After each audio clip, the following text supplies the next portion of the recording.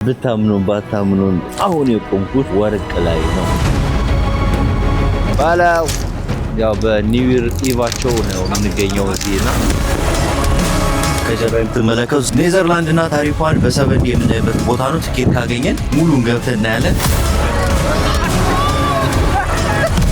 ምርጥ ያልታዩ ቦታዎችና ትዝብቶቻችንን በዚህ ቻናል እናጋራበታለን።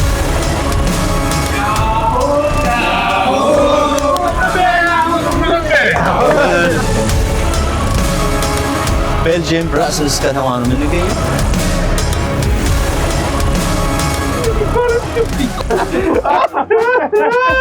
I'm back in that, yeah. What you doing? Yeah. I'm back in that. Hey, where you? Pass the ball. You are not Messi. Dinho, Gundo, you pass the ball to find that. ይህ ማሮኒ ይባላል ተብያለሁ። እዚህ ልቀምሰው ነው ለመጀመሪያ ጊዜ በዙሪክ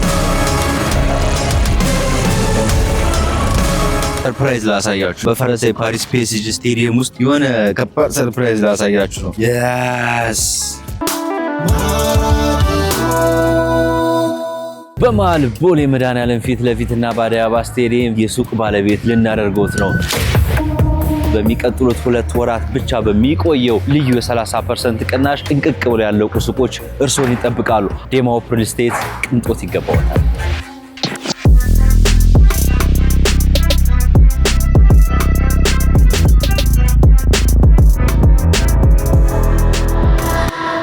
Yes. ተመልካቾቻችን አውሮፓ ገብተናል። የመጀመሪያ መግቢያ መዳረሻችን ፓሪስ ሆኗል ማለት ነው። ባሳችን ይሄን ይመስላል ሲያምር። My pockets just know we ain't running out the way that we stock it. If I got it, you got it. If I call it, she slide and tell her to mop it. Yeah, I got that shit doing. ፓሪስ የፍቅር ከተማ ዘ ሲቲ ኦፍ ላቭ ወይም የብርሃን ከተማ በመባል ታወቃለች። ሌላው ፓሪስ ከምታወቅበትና የጎብኚዎችን ቀልብ የሚስበው ኤፍል ታወር ሲሆን የፓሪስ ትልቁ ምልክት ነው። በየዓመቱ በሚሊዮን የሚቆጠሩ ቱሪስቶች ይጎበኙታል። ቀጣይ የአውሮፓ መዳረሻችን ፈረንሳይ ፓሪስ፣ ጀርመን ፍራንክፈርት እና ኔዘርላንድ አምስተርዳም ሆኗል። ያሉ ቦታዎች ውስን ናቸው። አሁኑኑ በዚህ ቁጥር ደውለው ቦታ የያዙ በአውሮፓ የማይረሳ ድንቅ ጊዜን ያሳልፋሉ። ሁሌም ጉዞ፣ ሁሌም ጉብኝት አለ። ቬጂታን ኢትዮጵያ ቱር ኤንድ ትራቨል።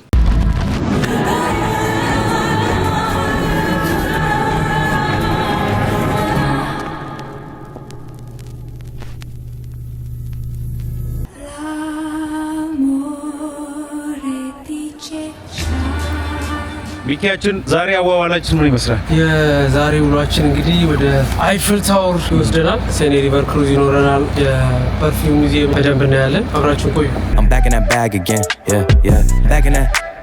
እና ጋይስ ሌላው ደግሞ የሚገርም ቲም ነበር በቬጂታን ኢትዮጵያ ቱር ኤንድ ትራቨል አብረን ስንሄድ የነበረው እና ማራኪው ግን በጣም እንደሚወዱ እንደሚያደንቁ እየገለጹልን ነበር። ሰብስክራይብም እያደረጉም እያስደረጉ ነበር። ግቡና ሰብስክራይብ አድርጉ። አንድ ግሩፕ ላይ ፖስት ያስታውቂያ ላይ ስለዚህ አሁን እናንተም ሰብስክራይብ ማድረግ ይጠበቅባችኋል። Say less. I'm back in that bag again. Yeah. ይህ ድንቅ ህንፃ ለፈረንሳይ አብዮት 100ኛ ዓመት መታሰቢያ እንዲሆን በ1889 በተካሄደው የዓለም ኤግዚቢሽን ፌር ወቅት ተገንብቷል። Yeah, I'm back in that. Hey, where you going? And you should know that we on this forever. You done got a bottle of Dom. Sipping some gin. It's always been nice. Never was got that shit doing. Damn, she took that thing off and bring it up. Yeah. Oh, say less. I'm back in that. Yeah. What you doing? Yeah. I'm back in that. Hey, where you going? ያው እዚህ ፓሪስ ክሩዝ ላይ ሚኪ ቬጂታን እያንዳንዱ ቦታዎች ከነ ታሪኮቻቸው በደንብ ሲያብራራል ነበር። ሎuvre ሙዚየም ቢገባና ሁሉም ሰው ጎብኝቶ ለመጨረስ ፎቶ ውስጡም ከ35,000 በላይ የሚሆኑ እጅግ ውድና ጥንታዊ የጥበብ ውጤቶች ይገኛሉ። የታዋቂዋ ሞናሊዛ ስዕል መገኛ ጭምር ነው። በቅርቡ እንደሚታወቀው 4 ሰዎች ዝርፊያ አጋጥሞታል። ይሄ አሁን የምንመለከተው ቦታ እነሱ በመሰላል ወጥተው የዘረፉበት ቦታ ነው። በዚህኛው ሳይድ ፓሪስ የዓለማችን የሽቶ መዲና መሆኗ አይካድም። ይህንን ጥበብና ታሪክ በስፋት ለማወቅ ደግሞ በፓሪስ የሚገኘው የሽቶ ሙዚየም ተመራጭ ቦታ ነው። ተመልካቾቻችን አሁን የምንገኘው ደግሞ ሙዚየም ፐርፊውም ይባላል። በጣም ቆንጆ ሽቶች ይገኛሉ ተብሏል እና ፓሪስ ያው ሲባል ሽቶ አንዱ መገለጫዋ ነው እና ሽቶ ሳናይ ቴስት ሳናደርግ መሄድ ደግሞ አግባብ አይደለም እና ውስጥ እንገባለን።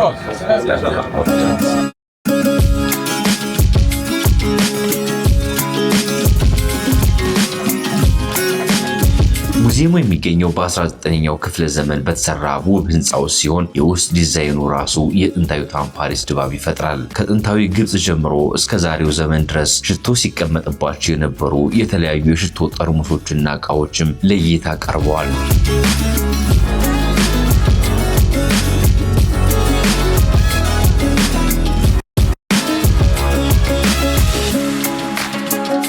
ያው ከጀርባዬ እንደምትመለከቱት ደግሞ ፒኤስጂ የፈረንሳይ ዋናው ክለብ ስቴዲየም ነው እና ሰልፍ አለ። ሰልፉ እንግዲህ ኳስ ለማየት እንዳይመስላችሁ ተመልካቾቻችን፣ ሰልፉ ያለው ስቴዲየሙን ለመጎብኘት ነው። እንግዲህ ይጫወቱበታል፣ ከዛ ደግሞ ያስጎበኙታል፣ ገንዘብ ያገኙበታል እና በጣም የሚገርም አሰራር ነው ያላቸው። ውስጥ ከገባችሁ በኋላም ደግሞ በጣም ህጉን ጠብቃችሁ እያንዳንዷ ነገር ተሰምራለች። በዛች በተሰመረችላችሁ መስመር እና በተፈቀደው ቦታ እየሄዳችሁ እያንዳንዱን ነገር ትጎበኛላችሁ ማለት ነው። ለእኔ አዲስ ኤክስፔሪየንስ ነው።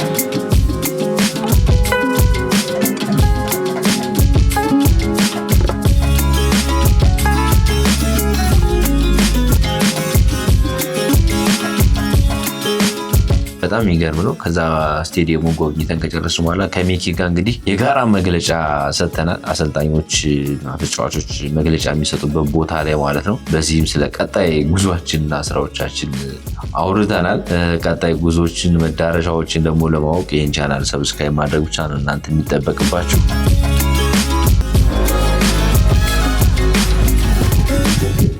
Pass the ball, you are not Messi. Pass. እና ሌላው በጣም የሚገርመኝ ነገር ያው እንግዲህ ሀበሻ በቃ በየሄደበት መቀወጥ ነው፣ ልምድ ደግሞ አይለቅም። እና እዛ ፒኤስጂ ስቴዲየምን በቃ አዲስ አበባ ስቴዲየም አስመስለው ነበር በጭፈራ።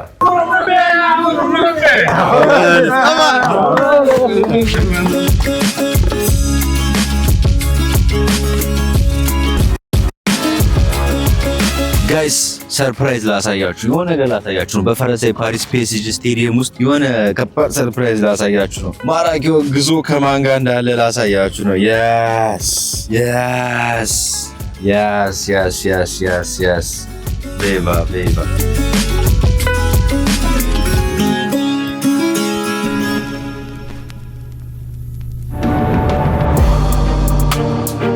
ያው ስዊዘርላንድ ዙሪክ ከገባን በኋላ ወደ ጉዟችን ወደ ሬንፎል ነበር ያደረግነው። ምን እየተሰማህ ነው? በጣም ይገርማል። ተፈጥሮ ወደ ገርመ ተፈጥሮ ፍሬንዶች፣ ይሄ ቦታ this is the lifetime የማይረሳ ሚሞሪ የግድ መምጣት ያለባችሁ ቦታ። ብራዘር እንወዳችኋለን። ቴንክ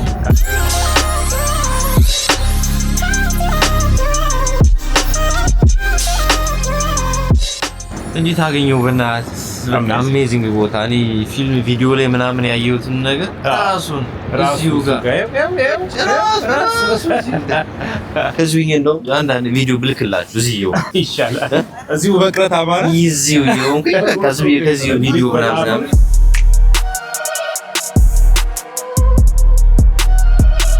ከተማዋን ልዩ የሚያደርጋት ቀዳሚው ነገር ጥራቱን የጠበቀውና ሰማያዊ ሐይቅ ነው። ስዊዘርላንድ በዓለማችን ላይ በጣም ውድ እና ውብ ከሚባሉት አገሮች መካከል ነች። ስዊዘርላንድ ላይ ብዙ የሚታዩ ነገሮች አሉ። ከምንም በላይ ደግሞ ቴክኖሎጂያቸውና ይሄ እውቀታቸው በጣም የሚገርም ነገር አድርገዋል። ከመሬት የሚያገኙት ምንም ነገር የለም። ኢንዱስትሪና ፋይናንስ የሀገሪቱ ዋና የገቢ ምንጭ ግን ደግሞ በቃ ዓለም ላይ በጣም ተወዳጅ ተመራጭ እና ውድ ሀገር መሆኗን እንግዲህ ማየት ይችለናል። የምርም ደግሞ ይገባታል። የምር ወድጇል። ራሱ አሳያቸው ወደ እንዴ ሰደት ያለዋ ንጹህ ይበና ሐይቁ ዳርቻ የእግር ጉዞ ማድረግ፣ በጀልባ መዝናናትና የአልፕስን ተራሮች እይታ መመልከት ለጎብኚዎች የማይረሳ ትዝታን ይፈጥራል። አገር ላይ እንዴት መስራት እንደሚቻል እያንዳንዷ መሬት በትክክል የተሰራች ነች። ምንም ያመልጣቸው ቦታ ሻርፕ ትንሽዬ ሀገር ነች፣ ግን ሁሉን ነገር አልተውታል። ሁሉን ነገር ቆንጆ አድርገውታል። እጅግ በጣም ውብ ቦታ ያስ ሁሉንም ነገር እናሳያቸዋል። ይመቻል። ዙሪክ ዛሬ የምናውቃት ዘመናዊ ከተማ ከመሆኗ በፊት ከ2000 ዓመታት በፊት ታሪኳ የሚጀምረው በወንዝ ዳርቻ ነበር። የሊማት ወንዝና የዙሪክ ሐይቅ በሚገናኙበት ስፍራ ላይ የቆመችው ይህች ከተማ አመሰራረቷ ከንግድና ከስልጣን ጋር የተቆራኘ ነው።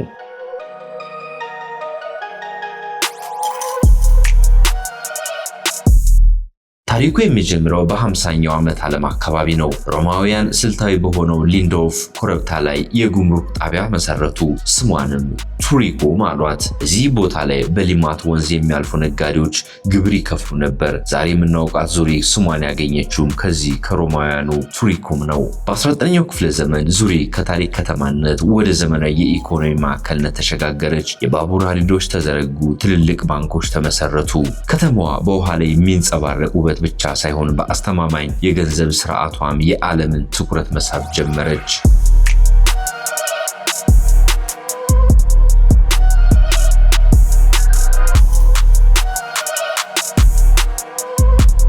ምን አልክ? በመጨረሻ it's amazing በእግዚአብሔር የተጣሪ ስራ ይገርማል። የምር እኛ ሀገር everything እኛ ሀገር በኖረ እያልኩ ነው የምታየው። ደግሞ በጣም የእኛ ሀገር ቦታዎቹ፣ ውሃዎቹ፣ ላንድስኬፕ ምናምን አይ ቲንክ ብዙ የሚያምር ነገር አለ። እንደዚህ ዋው አሜዚንግ። በጣም ደስተኞች ነን።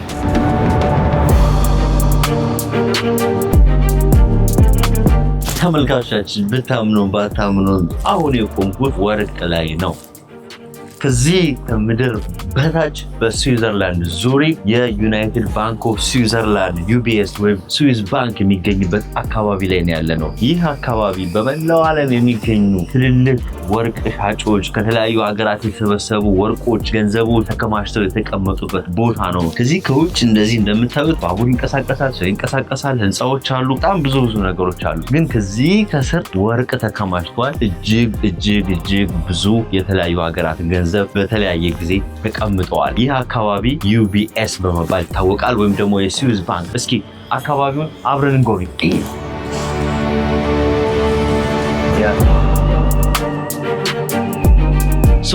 ጋይስ በተጨማሪም ይህ አካባቢ የዙሪክ እምብርት ነው፣ ወይም ደግሞ ፓራዳይስ ፕላትዝ በመባል ይታወቃል። ይህ አካባቢ ዓለም ላይ በጣም እጅግ ውድ ከሆኑ መስመሮች ወይም ደግሞ ዓለም ላይ እጅግ ውድ የሆኑ ቤቶች ለኪራይም ለሽያጭም እጅግ ዓለም ላይ ውድ የሆነው ሰፈር የሚባለው ሰፈር ነው ያለው እና በፓራዳይስ ፕላትዝ በዙሪክ እምብርት ላይ የስዊዝ ባንክ ይገኛል። እንደዚሁም ደግሞ እጅግ ውድ የሚባሉ ቤቶች፣ ሱቆች፣ እንደዚሁም ደግሞ እጅግ ውድ የሚባሉ ሰዓቶች እና ብዙ ትልልቅ ውድ ነገሮች የሚሸጡበት አካባቢ ነው። በአጠቃላይ ሰፈሩ ውድ ነው።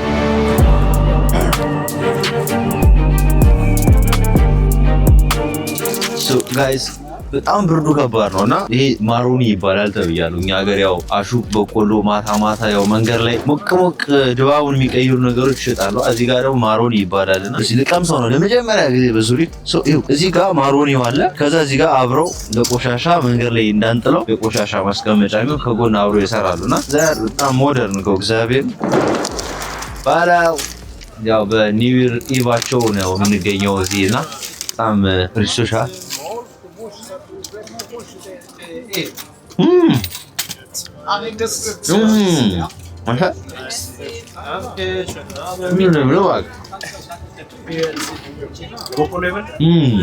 ጉዟችን ጉብኝታችን ይቀጥላል።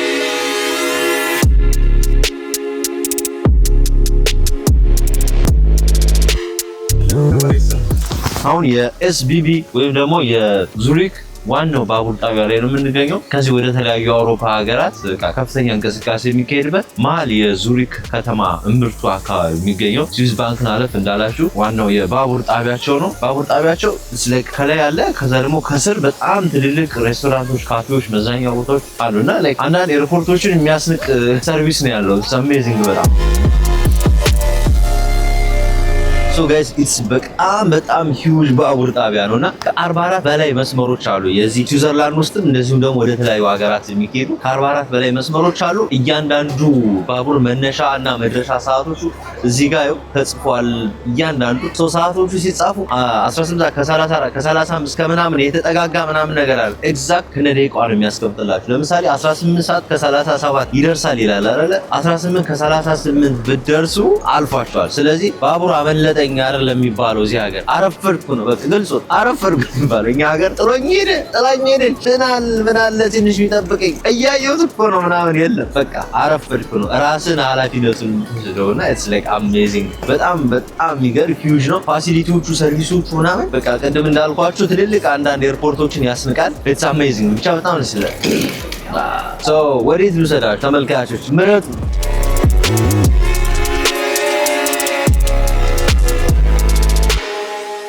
የታለ ሰዓቱ ጋር እየጠበቅኩ አይደል እንዴ?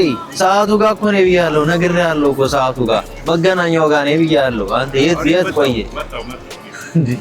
ተመልካቾች ላይክ በጣም ሰፊ ከመሆኑ የተነሳና ሂውጅ ነው። ብዙ ሰዎች ቢጠፋፉ ወይም ደግሞ መገናኘት ቢፈልጉ እዚህ ባቡር ስቴሽኑ አካባቢ እዚህ ቦታ ነው ወይ ሰዓቱ ጋር እንገናኝ ወይ ደግሞ መገናኛ ይሉታል። እና ሰዎች ሲጠፋፉ ወይ ደግሞ ሲቀጣጠሩ እዚህ ባቡር ጣቢያው ላይ የሚገናኙበት ዋና ቦታ ነች እቺ። በእኛ ሀገር እንግዲህ እንደ መገናኛ ይሏታልና አሁን ያቻያታ አይያች አሁን ባሏ ጠፍቷት ባሏን እየፈለገች እሱ አሁን እናቱን እየጠበቀ ነው። አይተዋላ እናቱ ጠፍታበት ባቡር ጣቢያው ውስጥ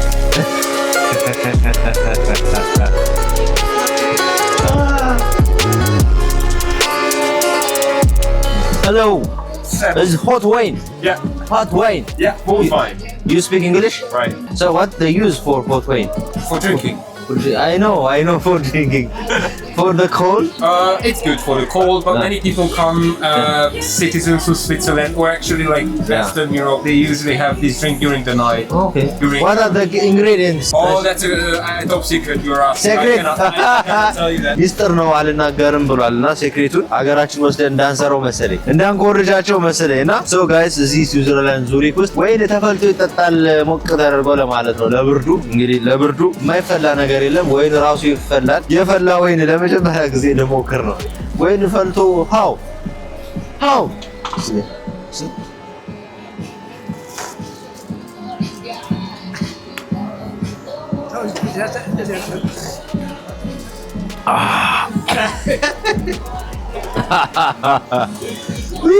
የማስከር እንትኑ ይጨምራል። የማስከር ኃይሉ ሊጨምር ይችላል ሲፈላ አላውቅም። ብርዱ ኃይለኛ ከመሆኑ የተነሳ ኖርማል ወይን ብትጠጡ አያነቃቃችሁ፣ አፍልታችሁ ነው ወይን ብትጠጡት። ይሄኔ አልኮል አይጠጣም። ወይን ፈልቶ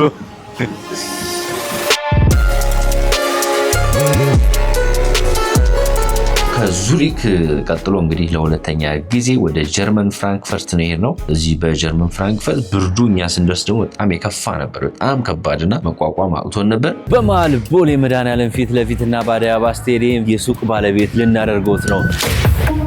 በሚቀጥሉት 2 ወራት ብቻ በሚቆየው ልዩ የ30% ቅናሽ ጥንቅቅ ብሎ ያለቁ ሱቆች እርስዎን ይጠብቃሉ። ዴማው ሪል ስቴት ቅንጦት ይገባዎታል። እስክስታ እዚህ ነው የምትወርደው። አባ እስክስታ ሪል እስክስታ ምናምን እዚህ ጋር ነው ማለት በህይወቴ የመጨረሻውን ብርድ የተበረድኩት አሁን ነው። ደግሞ ብርድ ታይም ማለት ይሄ ነው አይደል? አይ ከዚህ በላይ ብርድ አለ። ረዶ የሚሆንበት ጊዜ አሁን ይኸውልህ -2 ነው ያለው፣ ግን ገብተህ ስታየው ፊልስ ላይክ -4 ነው የሚለው። ያ ማለት ብርዱ እንደ -4 ያህል ያለው፣ ግን ትክክለኛው -2 ነው። ከዚህ በላይ ግን በጣም ይሆናል። ፍራንክፈርት ጀርመኒ ላይ ከዚህ በላይ ይሆናል። ይሄንን ብርድ እኛ ለ7 ቀን ለ8 ቀን ለ10 ቀን ነው ቼክ የምናየው። ይሄን ብርድ ተቋቁማችሁ ችላችሁ የቤተሰብ ናፍቆት ችላችሁ በዓል ቤተሰብ ጋር ጆይን ሳታደርጉ ይሄን ሁሉ ነገር ተቋቁማችሁ እዚህ ሀገር ላይ እኛ ወክ ማድረግ ነው የከበደን፣ እጃችንን ማዘዝ ነው የከበደን። በዚህ ሁኔታ ስራ የምትሰሩ ሰዎች በእውነት ትልቅ አክብሮት አለን። በጣም ብዙ ኢትዮጵያውያን በጣም ኤክስትሪም በሆነ ሙቀት ውስጥ በጣም ኤክስትሪም በሆነ ብርድ ውስጥ ስራ ይሰራሉ። ከራሳቸው አልፎ ለቤተሰብ ለሀገር በጣም ብዙ ነገር ኢንቨስት ያደርጋሉ እና እኔ በጣም አፕሪሼት ያደርጓቸው። ምክንያቱም የኢትዮጵያ አየር ኦልሬዲ የሚታወቅ የተለመደ የተካበደ ምናምን ነገር የለውም ኤክሴፕሽናል የሆኑ አንዳንድ ቦታዎች ካልሆነ በስተቀር እና በእንደዚህ አይነት ሁኔታ ውስጥ ሆናችሁ ተቋቁማችሁ ስራ የምትሰሩ ኢትዮጵያውያን አድናቂያችሁ ነን ለማለት እንወዳችኋለን።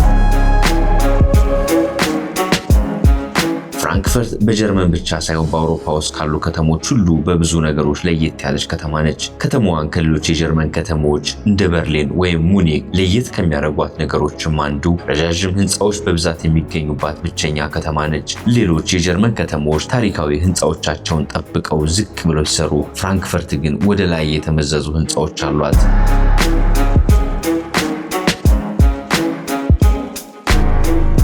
ፍራንክፈርት የአውሮፓ የገንዘብ ፖሊሲ የሚወሰንባት ከተማ ናት። የአውሮፓ ማዕከላዊ ባንክ ኢሲቢ የዩሮ ቀጠና የገንዘብ መቆጣጠሪያ ማዕከል እዚህ ይገኛል። ይህም ከተማዋን ለአውሮፓ ኢኮኖሚ እምብርት ያደርጋታል። ከ300 በላይ ዓለም አቀፍ ባንኮችና ዋና መስሪያ ቤቶቻቸውም እዚህ ይገኛሉ።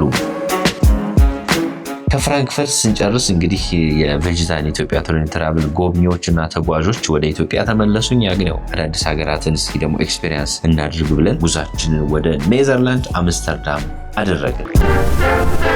ቀጣይ የአውሮፓ መዳረሻችን ፈረንሳይ ፓሪስ፣ ጀርመን ፍራንክፈርትና ኔዘርላንድ አምስተርዳም ሆኗል። ያሉን ቦታዎች ውስን ናቸው። አሁኑኑ በዚህ ቁጥር ደውለው ቦታ የያዙ በአውሮፓ የማይረሳ ድንቅ ጊዜን ያሳልፋሉ። ሁሌም ጉዞ፣ ሁሌም ጉብኝት አለ። ቬጂታን ኢትዮጵያ ቱር ኤንድ ትራቨል። በነገራችን ላይ ተመልካቾቻችን ማራኪው በማራኪ ዲያስፖራ ፕሮግራሙ በመላው ዩሮፕ ቱር እያደረግን እንገኛለን። አሁን የምንገኘው በኔዘርላንድ አምስተርዳም ከተማ እምብርቱ መሀል ከተማው ላይ ነው የምንገኘው።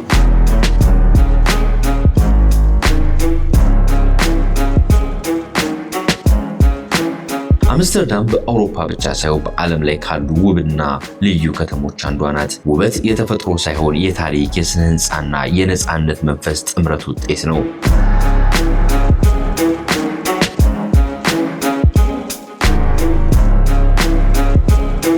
ሌላው የአምስተርዳም የሚገርመው ገጽታ በምሰሶ ላይ የቆመች ከተማ መሆኗ ነው። ይህ ለአንዳንዶች የማይታመን ሊሆን ይችላል። ነገር ግን አምስተርዳም የተገነባችው ረግራጋማ መሬት ላይ በመሆኑ አብዛኞቹ ጥንታዊ ህንፃዎች በውሃ ውስጥ በተተከሉ የእንጨት ምሰሶዎች ላይ የቆሙ ናቸው። ለምሳሌ የከተማዋ ንጉሳዊ ቤተ መንግስት ብቻውን ከ13000 በላይ በሆኑ የእንጨት ምሰሶዎች ላይ ያረፈ ነው። በነገራችን ላይ ተመልካቾቻችን አምስተርዳም እያንዳንዱ መንገድ መሀል ላይ እያንዳንዱ ቅያስ ላይ ኤቭሪዌር ውሃ ነውና አንዱ ከአንዱ ጫፍ በውሃ የተገናኘ ነው። ሰው ኦልሞስት ከመኪና መንገዶች በላይ የውሃ ትራንስፖርቴሽኖቹ ይበዛሉ። አሜዚንግ የምር በቃ አምስተርዳም ውሃ ላይ የተገነባች ከተማ ሉካት እንዴት እንደሚያምር ሙሉ ከተማው እንደዚህ የዞርን ማየት እንችላለን።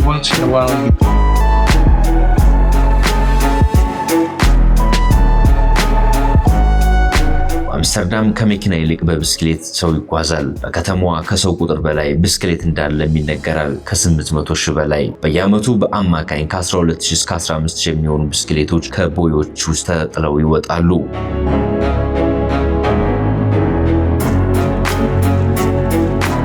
አምስተርዳም የሰሜን ቬኒስ በመባል ትታወቃለች። ከ165 በላይ ቦዮች ከተማዋን እንደ ሸረሪት ድር ያዋስኗታል። በቦዮቹ ዳርቻ ያሉት ጥንታዊ ቤቶች በውሃው ላይ የሚያንጸባርቁት ምስል ለከተማዋ አስማታዊ ድባብ ይሰጣል። ከ1500 በላይ ድልድዮችም አሏት። ምሽት ላይ እነዚህ ድልድዮች በትንንሽ መብራቶች ሲበሩ ውበቷ እጥፍ ይሆናል።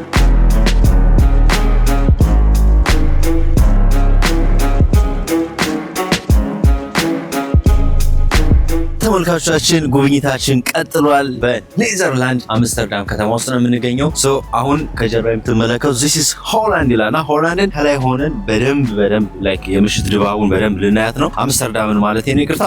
ከዛ ውጭ ግን አሁን በውሃ ላይ ነው የመጣ ነው። ከሴንትራል ኔዘርላንድ ወደ ኖርዝ ኔዘርላንድ ወደሚባለው አካባቢ ነው የተሻገር ነው። የ2-3 ደቂቃ መንገድ ነች ውሃ ላይ በጀልባ ለመሻገር የሚፈጅብን ማለት ነውና ሙሉ መሀሉ በውሃ የተከበበ ነው አካባቢው በሙሉና ሳይክልና ውሃ ነው ያለው። እስካሁን ሳይክል ውሃ ሳይክል ኤቭሪዌር ሳይክል ለምታይ። ሳይክሎቹ ደግሞ ቆየት ያሉ ሞዴሎች ናቸው። የቅርብ ጊዜ በኤሌክትሪክ ምናምን አይደሉ፣ እግርን ምናምን ጉልበትን የሚፈትሹ ናቸውና የምሽቱ ድባብ እያየነው ነው። ሁሉንም ነገር እናሳያችኋለን። አብራችን ቆይ።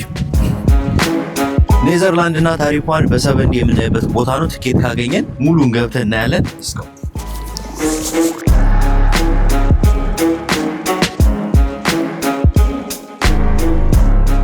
ቦታችን ይዘናል። ሬዲ የስ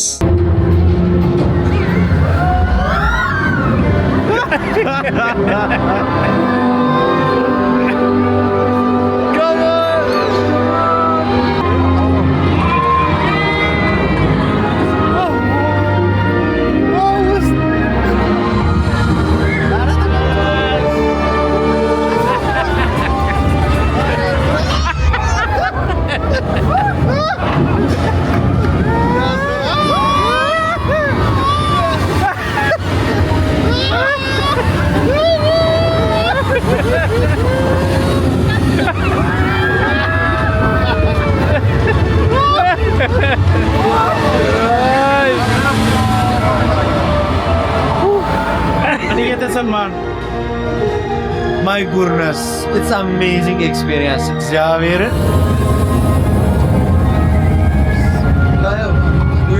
ፓርክ ውስጥ ገባን። This is the best experience ever. It's አሜዚንግ አምስተርዳም ከላይ ኦልሞስት አብዛኛው የከተማዋ ክፍል ውሃ ነው ማለት ይቻላል። ታውቃለህ ፊት ለፊት ያለው ውሃ ይወጣል። በስመ አብ አዳም ህንፃ አዳም ታወር ይባላል። ሙሉ ኔዘርላንድን ከላይ ሆናችሁ ለማየት የሚያስችል በጣም የሚገርም ቦታ ነውና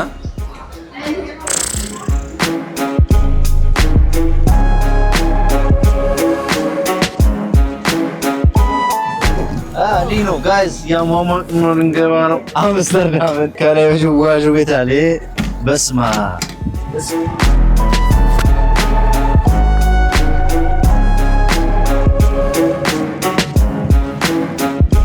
አለ ወዮ በግልጽ ብርድ እጄ እንደዚህ ነው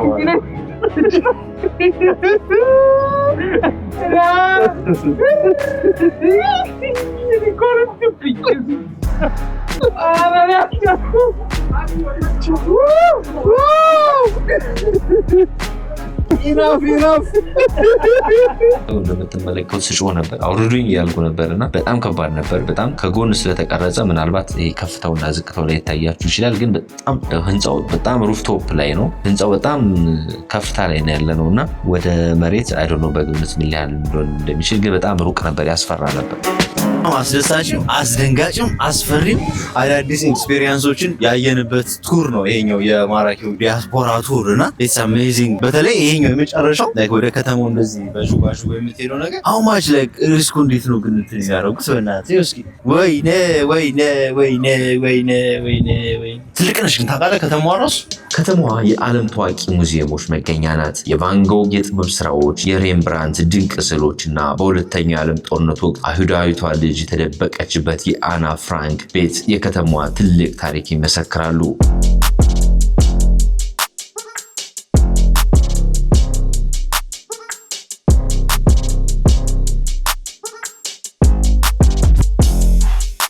ተመልካቾቻችን የአና ማስታወሻ መጽሐፍን በእርግጠኝነት ብዙዎቻችሁ አንብባችሁታል፣ ብዙዎቻችሁ ታስታውሳላችሁ። አሁን ስለ አና ፍራንክ ልነግራችሁ ነው። ምክንያቱም ይህ ከጀርባ የምትመለከቱት ቦታ ከአና ጋር ቀጥተኛ ቁርኝት ያለው ቦታ ስለሆነ ነው። በእርግጥ አና ማነች የሚለውን ባጭሩ ልንገራችሁ። አና ፍራንክ ጀዊ ስትሆን ኑሯ ደግሞ በጀርመን ነበር። በሁለተኛው ዓለም ጦርነት ወቅት የናዚ ጭፍጨፋን ሽሽት ከቤተሰቦቿ ጋር በ13 ዓመቷ 1943 ዓ.ም ማለት ነው በእነሱ አቆጣጠር ወደዚህ ወደ ኔዘርላንድ አምስተርዳም ታደርጋለች ጉዞዋን ከቤተሰቦቿ ጋር። በዚህም እዚህ የምትመለከቱት ቦታ ውስጥ ከመሬት በታች ከ8 ቤተሰቦቿ ጋር ኑሯን ታደርጋለች። ከዛም የዕለት ከዕለት ውሏን ቀኗን ያየችውን የታዘበችውን መጻፍ ትጀምራለች በ13 ዓመቷ። ይህንን ከጻፈች ከ2 ዓመት ሊሞላው አካባቢ በ1945 አና ፍራንክ ወደ ጀርመን ትወሰዳለች። በዛም ትገደላለች፣ ህይወቷ ያልፋል። በህይወት የቀረው ደግሞ አባቷ ብቻ ነበርና አና ፍራንክ ያየችውን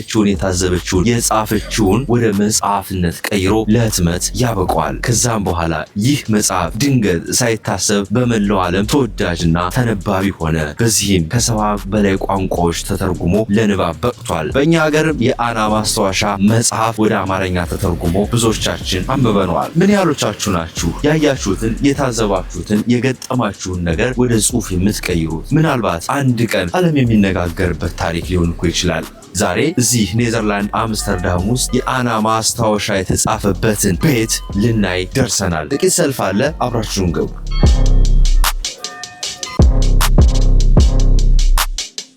በመሃል ቦሌ መድኃኔዓለም ፊት ለፊትና በአዲስ አበባ ስቴዲየም የሱቅ ባለቤት ልናደርጎት ነው። በሚቀጥሉት 2 ወራት ብቻ በሚቆየው ልዩ የ30% ቅናሽ ጥንቅቅ ብለው ያለቁ ሱቆች እርስዎን ይጠብቃሉ። ዴማው ሪል ስቴት ቅንጦት ይገባዎታል።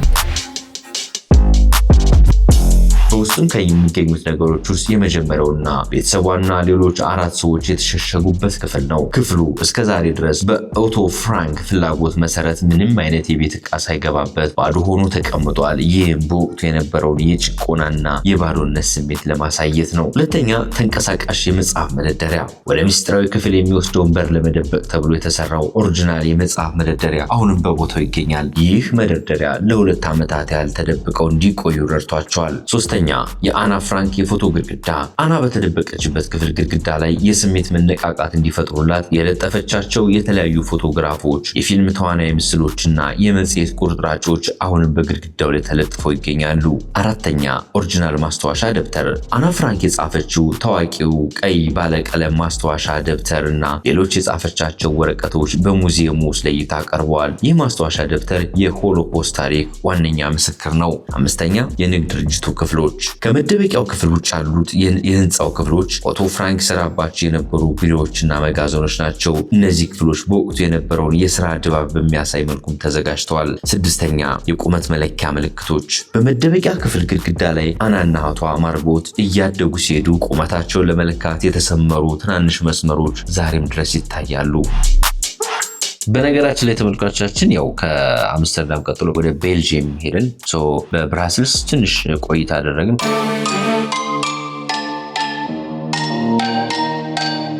ቤልጂየም ብራስልስ ከተማ ነው የምንገኘው። አሁን ያለንበት አካባቢ በጣም ሂውጅ እና የሚያምር ቆየት ያለ ቤተክርስቲያን ነው።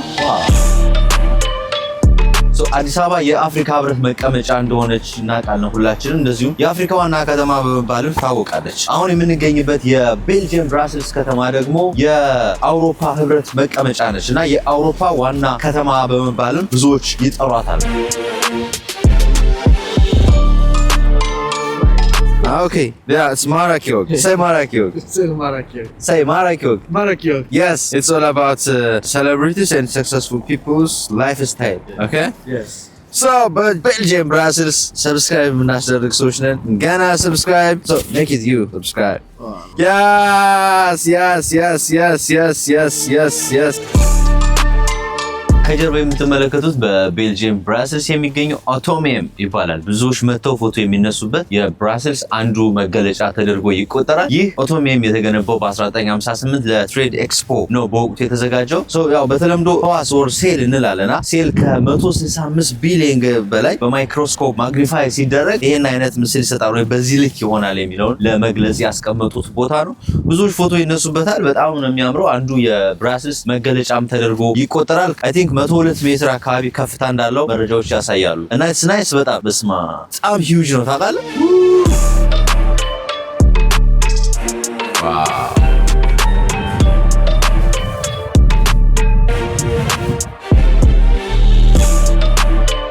በአጠቃላይ ቆይታችን ይህን ይመስል ነበር። እንግዲህ 5 ሀገራትን በስሱ ለማስቃኘት ለመዳሰስ ሞክረናል። ምናልባት አዳዲስ ኤክስፔሪየንሶችን ያያችሁ ልትኖሩ ትችላላችሁ። ከዚህ በፊት ሄዳችሁ ልትኖሩ ትችላላችሁ። ስለተከታተላችሁ ከኛ ጋር ድንቅ ጊዜ አብራችሁ ስላሳለፋችሁ እናመሰግናለን። ይመቻችሁ።